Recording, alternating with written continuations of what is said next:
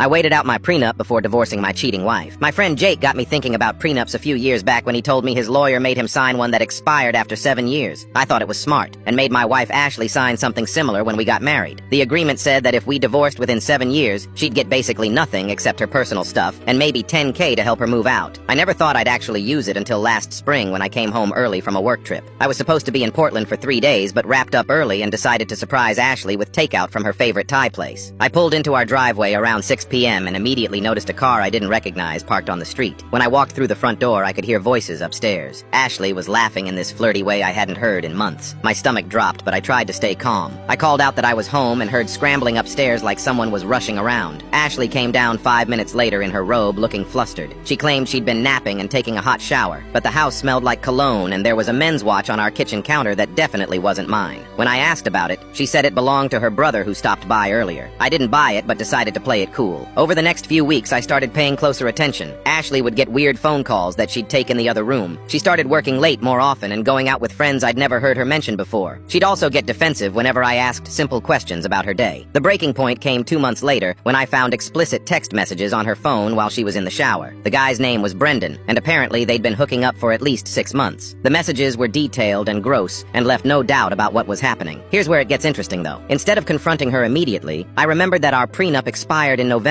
and it was only August. I realized if I could keep quiet for just 3 more months, I'd save myself potentially hundreds of thousands of dollars in the divorce. So I played the perfect husband for 12 weeks. I smiled when she lied about working late. I nodded when she made up stories about girls' nights that were obviously cover stories. I even bought her flowers on her birthday and acted like nothing was wrong. It was torture, but I kept thinking about how much money I was saving. During those 3 months, I quietly moved money around and made sure all our important documents were in order. I also installed cameras in our house to gather evidence. Ashley had no idea and kept seeing Brendan regularly. She even brought him to our house twice when she thought I was traveling. The day after our prenup officially expired, I served her with divorce papers. Ashley was completely blindsided. She actually had the nerve to ask if we could work things out and go to counseling. I showed her printouts of her text messages and photos from the security cameras. Her whole attitude changed immediately. She went from begging to threatening to calling me every name in the book. She hired some expensive lawyer who tried to claim I was abusive for spying on her. But the evidence was overwhelming, and her affair was documented perfectly. In the end, Ashley got half of everything we'd built together instead of almost nothing. It cost me way more money than if I'd divorced her earlier. The divorce was finalized last month, and Ashley moved in with Brendan.